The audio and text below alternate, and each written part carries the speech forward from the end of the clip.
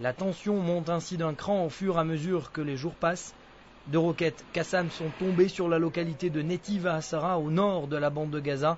Cette localité sert de nouvelle séparation avec les territoires sous contrôle palestinien depuis le démantèlement du Gush Katif. Un Israélien a été légèrement blessé et a dû être évacué à l'hôpital le plus proche. Les dégâts sont importants, les vitres des voitures sont parties en éclats. Par miracle, une jeune fille qui se trouvait dans la chambre touchée par la roquette l'avait quittée quelques minutes auparavant. Il ne reste plus rien du toit de cette maison. Le mur a cédé, il ne reste plus que de la poussière et ces personnes ont presque tout perdu. L'électricité a dû être coupée pour plus de sécurité et les habitants doivent se déplacer uniquement avec des lampes de poche.